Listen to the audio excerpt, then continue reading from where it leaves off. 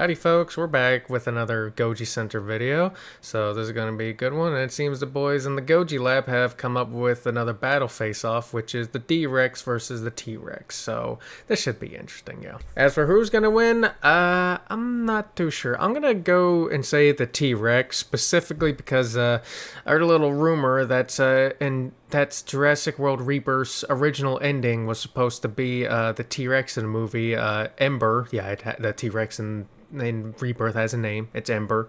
Was supposed to fight it and kill it, but they scrapped that for the ending we did get, which was just, running away from, Belugasaurus over here. So, yeah, so basically from this thing doesn't really exactly have any battle experience, so I'm curious to see how this is going to go. I'm going to be rooting for the T-Rex just because T-Rex is one of my favorite dinosaurs. And while I do like the D-Rex and everything, I still like the T-Rex more. Yeah. So yeah, I'll be rooting for the Tyrannosaurus. I don't know if we're just using a random Tyrannosaurus or if we're using like Rexy or Ember or whatever, but I'm going to find out when we get into this video. So yeah, which is what we're going to do now. So let's jump right into it now, shall we? Distortus Rex, the abominable mutant whose origins and real purpose of creation is still shrouded in mystery. Yeah. The monster that terrorized... For how long? Probably till the next movie, because I heard they're already working on the next movie, I think. I saw some on Twitter. So, take it with a grain of salt. But if they are making another movie, I hope they actually delve into the origins of this thing. I hope this thing comes back, because I want to learn more about it. The lesser beings of St. Hubert, and one who could have treated the Jurassic fanbase with one more showdown. What if the latest Jurassic saga followed suit with a tradition the third outing established and gave us a colossal clash of carnivores? Today on Goji Center, we consider the build, abilities, and X factors to determine which Rex might have come out on top had Jurassic World Rebirth capped off in a different way. In this special short and sweet edition of one thing I don't think I saw whenever I was looking at that rumor that Ember was supposed to fight this thing and win. I don't know if there was a thing where it said, oh yeah, the humans helped. It got help. I don't know. And I would hope not, because that's a big complaint they have with the movies, is that, the T-Rex is always needing helps in these fights and that it keeps on getting mollywopped. Which, yeah. Yeah, I can see the annoyance with it, Although I will say the T-Rex needing help against the Indominus, I mean, that just makes sense, because, thing is part T-Rex and Raptor and everything. But, I kind of wish it was able to take on the Giga by itself. Yeah, that would have been nice. But, whatever. After Faceoff, we'll discuss what could have happened if the D-Rex and new T-Rex faced off at so the we are end. using a new one. Alright, neat. The fight that never was will be displayed here in the battle arena. So this should be fun then. As the cast drove off into the sunrise, leaving the nightmare of St. Hubert Island behind them, we were all thinking the same thing. Director Gareth Edwards and other filmmakers involved realized they had perhaps unwittingly broken tradition by not including a carnivore clash in the film's runtime. Some quilled faces... for the last 4 movies, they've had their carnivore clash. For 4 movies in a row, yeah. T-Rex versus Spino, Rexy and Blue versus the Indominus, Blue versus the Indoraptor, and then Rexy and Therizino versus Giga. And now we didn't actually. I don't even think. I think this right here that we're seeing was the only dinosaur clash we've had that was in the movie. Yeah. Yeah, I don't think there's any other dinosaur clash other than this one, was the Mutodon clapping 2 Velociraptors, yeah. Also, I saw a debate on who would win in a fight between the Mutodon and the Velociraptor, and, I'm pretty sure it's the Mutodon, because, at the very, but I will I'll extend an olive branch and say that, it was kind of hard to see what was going on behind the dude whenever he was, pissing and everything. And maybe it just scared off the second one, and then, it became a one-on-one and then stealthed it. And maybe it's a bit more even than I think. I'll extend an olive branch, but if I see it again, if it claps both of them, then, yeah, the Mutodon wins in a 1v1 on the Velociraptor. Yeah, the Jurassic World Velociraptor. IRL Velociraptor, then, yeah, it wins 100%, yeah. getting murked by actual dragons withstanding.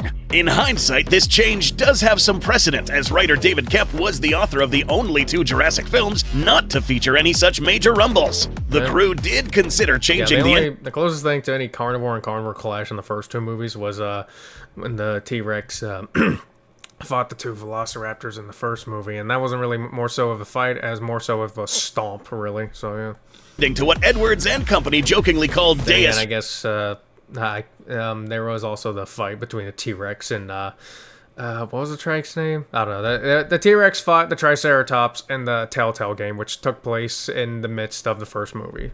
But that wasn't in the first movie, and that was a video game, so fair enough. Rex Machina by having the T-Rex come charging back in to fight the final boss of the adventure, the Distortus Rex. Ultimately, Edwards... Oh yeah, another thing about the T-Rex that I hated is that I didn't realize it. Like, I was kind of realized something was up whenever I saw the original height of this thing in one of the other Goji Center videos I reacted to, but apparently Hollywood did a thing where it's like, we're gonna make it look extremely kaiju sized right here, but then we're gonna shrink it, and somehow my dumbass didn't notice it because, well, like I said, dumbass, you know. I ain't got any other better explanation for that, so yeah, I don't know. And the crew decided a calmer ending and breaking tradition was more fitting, and plenty can agree. Yeah. D-Rex is still I think a lot of people wanted to fight, but I was perfectly fine with how it ended, yeah. Currently alive in this Jurassic timeline, but we still can't help but wonder. Against such a tower of terror, could even the new T-Rex, trumped up as possibly the most powerful yet in the franchise, have stood a chance? Would it win in a straight fight due to some unforeseen advantage? Or might the sheer size and power of the Chopper Chomper reign supreme all the same? Before continuing this episode of Monster Face-Off, we will take into account all the stats provided by official sources and evidence seen. T-Rex is gonna blow this thing out of the water when it comes to speed. In the films, we'll make evaluations possibly stamina and agility too, based on those stats and try to figure out who should have won, regardless of what rumors have said about who would have won. Possibly Bite Force too. With that said, let's have a look. All right. Get a look ski. Section number 1, size. Yeah, we know that. Right out the gate, however, these 2 combatants have a rather unique problem. Namely, how hard it is to tell how big they are actually supposed to be. The Jurassic franchise has never been the most consistent when it comes to the size of its dinosaurs, and Rebirth kept that tradition going stronger than ever. Both of the Rexes in the film, mutant or otherwise, were supposed to one-up what came before. And some individual shots in the movie make both of these 2 look positively gargantuan compared to the Rexes of yesteryear. Yeah. The stats that are posted on the merchandise, however, those get a little bit confusing. Despite the stated intent that the Tyrant Lizard King featured... we're being really inconsistent about the size here, huh? Oh, Jesus. Well, that's Hollywood, I guess. in Rebirth would be bigger and beefier than Rexy. At 4.6 meters tall and 12.5 meters long, the Rex of Rebirth is indeed slightly longer and taller than most of the Tyrannosaurus in the first trilogy, but this is still shorter, length and height-wise compared to Rexy at the end of her tenure in Dominion. With a weight measurement of about 8,400 kilograms, however, the two tyrant reptiles have about the same weight. Part of the confusion for its size, however, is because the CGI model morphs in size several times across its scene. At one point, this seems to be a trend in this movie now. Tyrannosaurus looks like it has a skull roughly the same size as the raft that could fit multiple people. If that was true, and scaling up for size accordingly, this terrible tyrant would wind up closer to 20 or more meters long. This is absolutely not what was intended, and is probably just the result of dramatic effect kicking in for the shots. Possibly. The Distortus Rex, meanwhile, is not immune to this problem either. In several shots during the confrontation at the docks, or when the horrific hybrid infamously downed a helicopter, it looked positively gargantuan.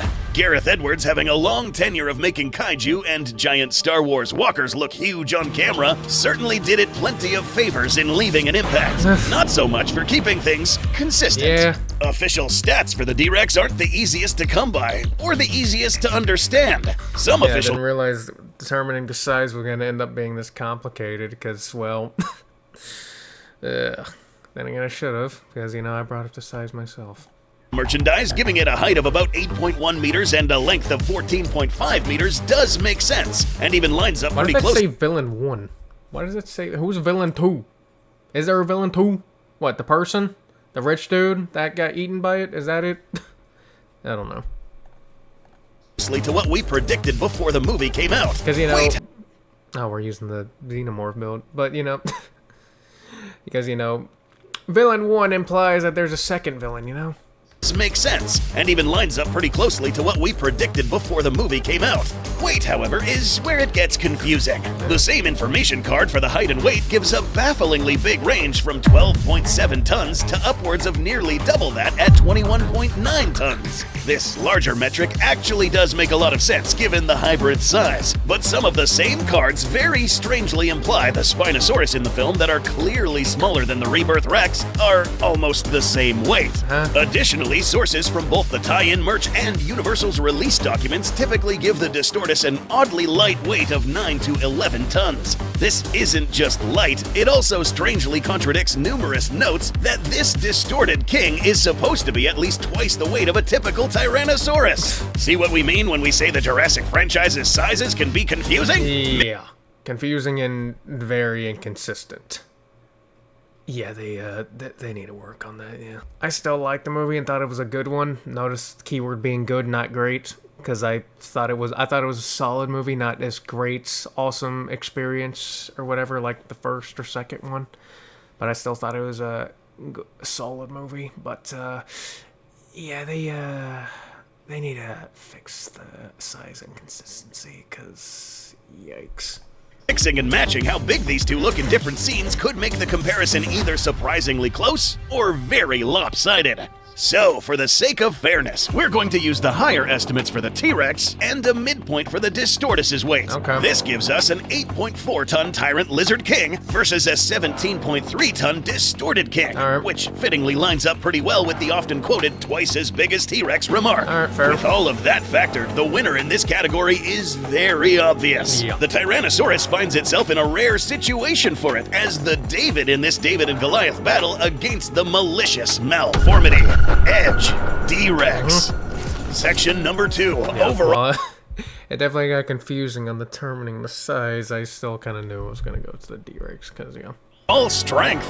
A reason size does matter in some contests is because having a massive amount of weight also means you're constantly moving a massive amount of weight. Tyrannosaurus, both in real life and fiction, have shown off astounding strength. Rexy, despite being emaciated, out of shape, and never fighting another big carnivore in her life before, managed to shove around the Indominus and later held her own against a larger Giganotosaurus after getting her strength back. Yeah. Big Edie also went blow for blow with the gigantic Asset 87, despite I heard Big Edie's stronger than Rexy. I don't know if that's true, but no. Small size difference. The Rebirth T-Rex should be capable of similar performance. When this lazy fella is... Or greater performance. Motivated, of course. Yeah. The Distortus Rex, however, is a bit of a unique case, as That'd we be have a yet fun personality trait. Make it lazy and everything. to see it battle anything outside of Maybe mobile be playful with it. game tie-ins and Evolution 2 mods. Shameless plug here, those D-Rex Jurassic World Evolution mod videos you see on YouTube. Wanna take a wild guess who made that mod? Oh. Links down below. D-Rex did manhandle things like the car Krebs tried to flee in, and downed the rescue helicopter with no issues. Granted, these two showings are against substantially lighter objects than itself. The rescue chopper appears to be a model similar to a typical Eurocopter AS365 Dolphin, which usually weighs just under 2.5 tons. The Distortus likely grabbed the chopper from below and twisted it sideways based on what we see the spotlight do in the film. The sudden jerk caused the rotors to fly off, given we don't hear the blades smack against it. This means with one arm, it managed to overcome the lift force of the chopper and the chopper's own weight before biting into it. And it is fair to assume that given the Distortus wasn't at all winded by this, lobbing a few tons worth of projectiles is not anywhere near its peak of strength. Probably This not. is likely considering how much weight it is hauling around and having to balance with such a tall frame as well. With two gigantic arms capable of grappling like an I ape, mean, it wouldn't need to be strong to lug all that weight around. the Distortus likely could smack, pummel, and crush smaller dinosaurs, and likely had done so for years to get its meals after scarfing down Snickers Man. Could it lift up the T-Rex? Perhaps, but its tall stance and how much its foe could be thrashing about might make it awkward to try, even if it could lift up 8 tons with a single arm. Yeah, and that's if it doesn't catch its arm in a bite or something, yeah. Then again, it does have a second one, but we'll see.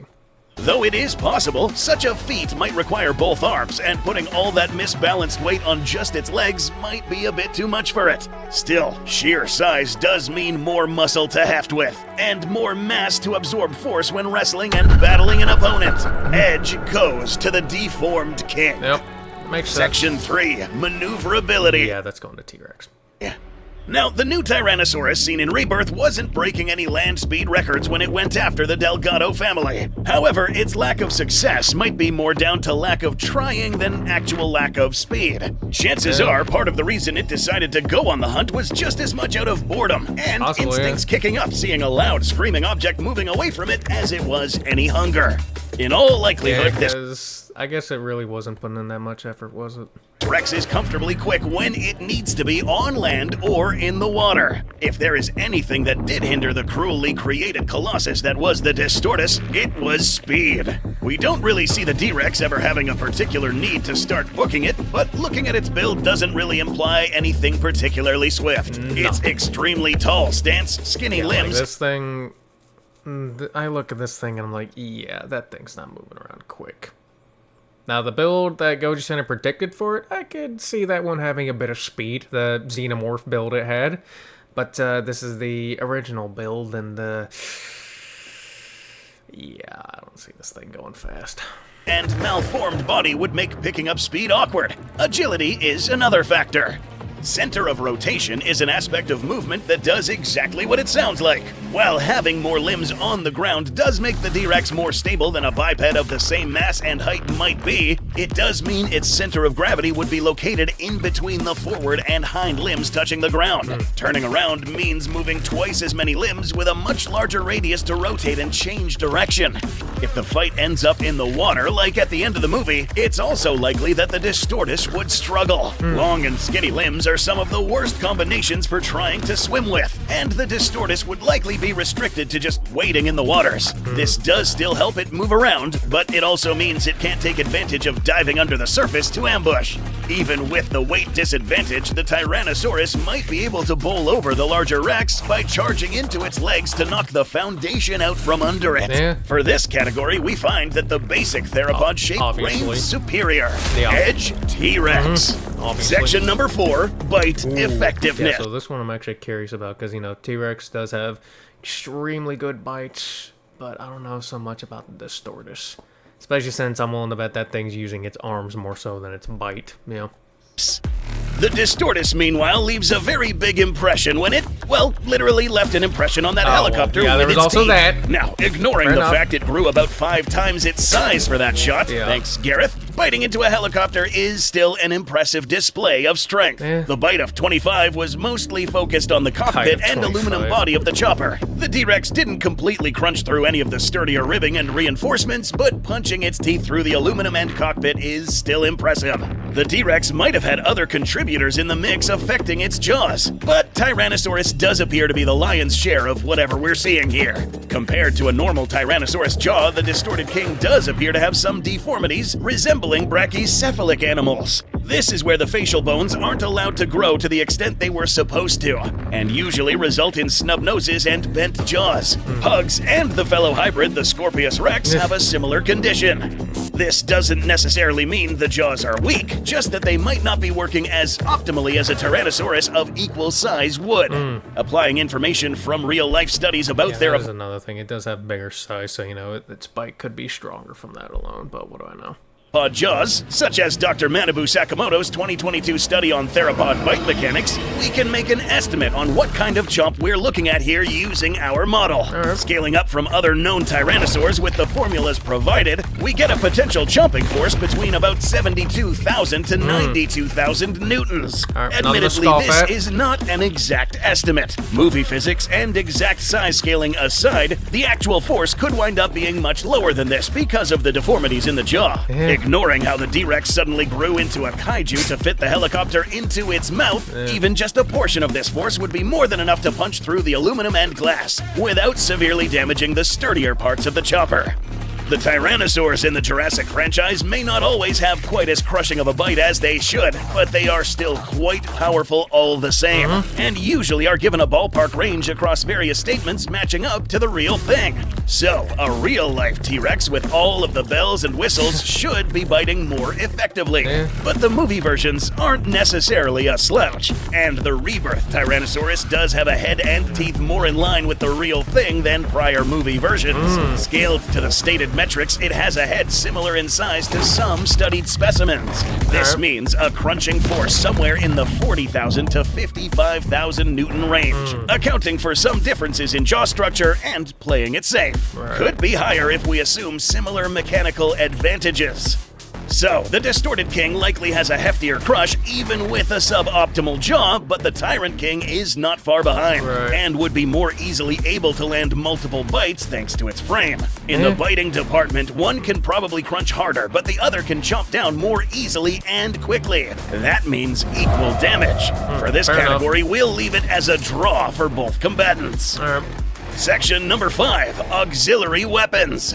While the rebirth Tyrannosaurus never showed any particular need to move quickly outside of an accidental disappearing act, there's little reason to think it can't. Extra mass might slow it down compared to someone like Rexy back in 1993, but even moving at a slower pace, it still has a very robust head that would be perfect for bludgeoning and crushing. The Buck, Bull, and Big Edie have all shown that Tyrannosaurs in this franchise are not adverse to using their heads as battering rams or bludgeons. A full body charge with enough speed behind it focused on that big brow at the top of its head could easily produce kinetic energy exceeding 300 to 400 kilojoules. How much impact force is behind that would depend on a lot of factors, but those are similar numbers to a 35-mile-per-hour pickup truck crash when not accounting for the crumple zones. The Distortus, meanwhile, doesn't really have the speed or the striking capability to use its head like that. It might not even want to, given how soft the top of its skull. Like I'm pretty sure this thing is all arms and biting sometime, seems to be. Instead, its best asset in the fight, probably even more so than its head, would be its arms. Whatever is in the mix with this horrendous hybrid mutant gives it plenty of dexterity. In the fight, the Distorted King would swat, smack, and crush with potentially disastrous amounts of force. If the Tyrannosaurus got pinned to the ground and smashed from above, so all that force is pressed against the hard ground, that might be curtains for the Tyrant Lizard King. These same arms did also casually throw a roughly 2-ton helicopter after all. Whether they could actually pick up the Tyrannosaurus remains to be seen. In this specific fight, it might not even have to. Given how tall the Distortus is and how it seems to need to move carefully to avoid toppling, something supported by the universal documents, lifting about half its own body weight with just one arm might not be feasible.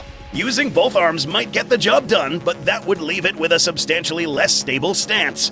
This doesn't appear to be something that would be throwing itself around and swinging about like Tarzan. Grappling could be done to try and seize hold of the Tyrannosaurus, but swinging or hefting its opponents might be outside the wheelhouse, and not used in favor of pummeling and smashing.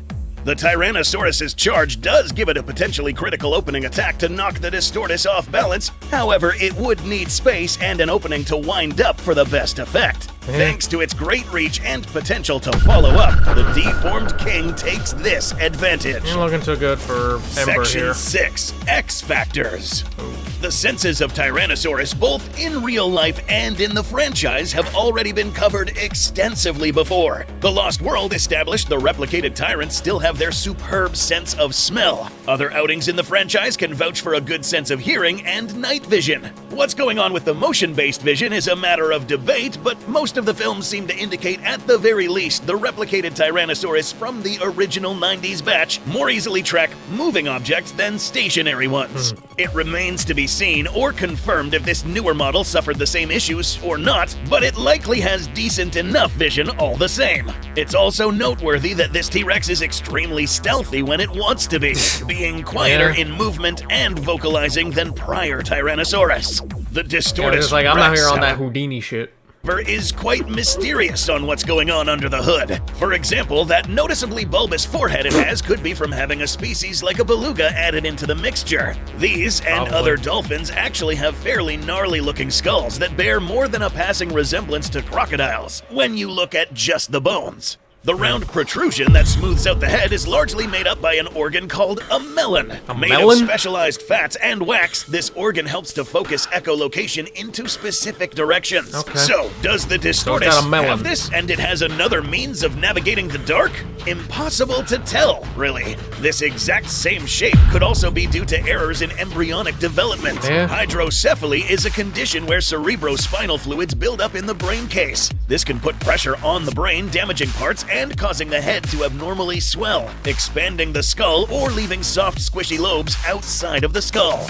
So we're left with a bit of a question. Either the D-Rex looks this way because it is a hybrid and might have some special abilities, or it looks the way it does because it's deformed. We stress that there really is no concrete answer on this one yet, film-wise. To give our best guess, we can look at the traits involved as well as what the creature does in the movie. If the Distortus has echolocation, it doesn't really seem to be showing it, given how easily it lost track of Duncan when he was right in front of it at the end of the movie.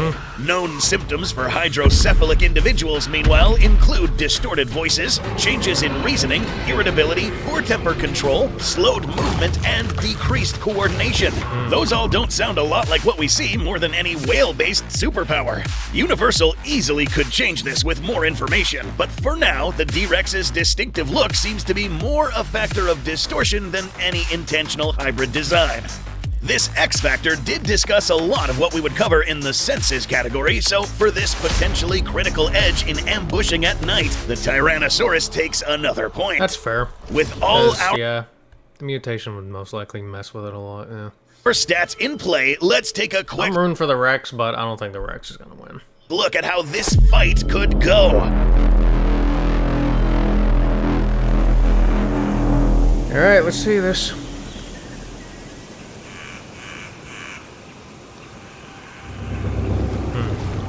Alrighty then. Fair enough.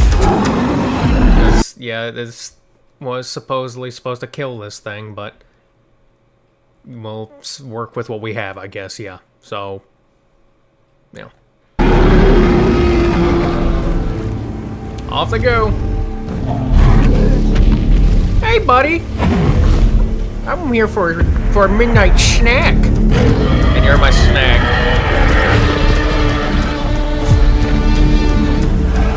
That's a lot of saliva.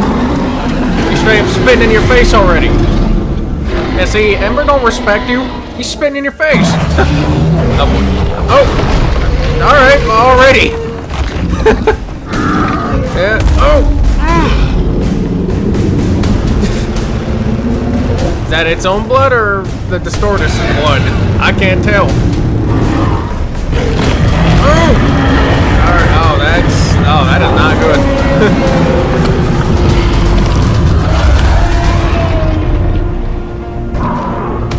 We were doing good for a second. Okay, now he's spitting in your face. See, he's disrespecting you too, alright? I guess they're even now. But, oh, daddy. Oh! This fight is actually very situational. In an upfront brawl where both of them can see each other and there are no obstacles, the Distortus would probably come out on top, thanks to leveraging its greater... It looked like we had a good start, but then Ember just got mollywopped, like, just... Oh, boy. And I'm assuming the other way that Ember could win is like a stealth situation or in water or something? Weight and strength, having little trouble grabbing onto the Tyrannosaurus and slamming it to the ground repeatedly with one arm whilst wailing on it with the other. It could soften up and badly wound the T-Rex before finishing it off with a bite to the throat or trampling it. However, the circumstances of the fight in the movie might tilt the odds. Given this T-Rex seems to be very adept in the water and likes to hang around rivers, it is likely the fight would involve the T-Rex ambushing the D-Rex in the water and taking it by surprise. I mean, yeah, Since possibly. the D-Rex would be wading into the river, that means the T-Rex would likely go for the legs and get the first strike. It might not be enough to drop the D-Rex, but it could cut into the foundations and slow the already less nimble behemoth down. Yeah, so what I'm getting from this is that it is possible for the T-Rex to win, but its chances are very slim and the D-Rex wins more times out of none. Yeah. From there, if the D-Rex could grab a hold of the T-Rex and fight back, it might get some momentum. But fighting at night and in all that water and darkness could make keeping hold and pummeling the T-Rex difficult. A direct bite would be devastating, but getting close might also put the D-Rex at risk of a crunch to its own face and rupturing the soft dome of its noggin. This is where the humans might have intervened to help further tilt the odds. Well-executed flares might distract the D-Rex momentarily and give the T-Rex another opening. Alternatively, if the T-Rex got back in the water, it might be able to escape notice and come back for another surprise attack aimed at a more critical spot like the face or neck. Okay. Now, it was rumored that the T-Rex was actually supposed to win this fight. Exactly. Quite frankly, we think that this happening, that being T-Rex pulling off this win, would be quite difficult in a fair and square fight in... Yeah, and I don't know if that rumor ever specified if the T-Rex got help in winning or not, too. So that's another thing. Neutral terrain. If the T-Rex does manage to win, it would have been depending on outside factors such as leveraging terrain, humans playing a major role in distracting the T-Rex, and the T-Rex leveraging this distraction to then kill the Distortus Rex. And where did we see this happen before? Oh yeah, where Thankfully, did we? D-Rex is still wandering about the cursed jungles of St. Hubert, and time will tell if we ever get to see this mutant throw down against an equal challenger. I hope we do, but we'll see. But I rooted for the T-Rex and he got stomped. Or she, I don't know the gender of Ember, I don't know, but Ember got stomped. Oh, man. Yeah, so, you know, there goes what hope I had for this. That was probably the quickest battle face-off that he's made so far. Jesus Christ. I like how the first comment I see on this video is, Moza, should we help him? And then the Spino says, nah, he's got this. He does not got this. He does not got this or whatever. I don't even know what I'm doing right now. Yeah, like I was rooting for the T-Rex, but I didn't think he was gonna win, and well, yeah, got stomped, man. Like goddamn. But oh yeah, it can win if you know it just has like if everything that could go right goes right and everything, you know, and everything that could go wrong for the D-Rex goes wrong, you know, just. Jesus Christ. Yeah, so that just tells me that it has a chance, but the chances are slim to none. Like, God. Well, this was definitely something, and, well, like I said, probably the quickest battle face-off video they've made. Yeah. Because that was fast. That was really fast. Jesus Christ. Anyways, I liked it, and I hope you guys did too. And if you did, check out the original video in the link, which will be linked in the description below. Go support Goji Center for making this. I'll also be linked down in the description below. Don't forget to like, comment, subscribe, turn on notifications so you don't miss anything. Have a good day, and I'll see you in the next one. Goodbye.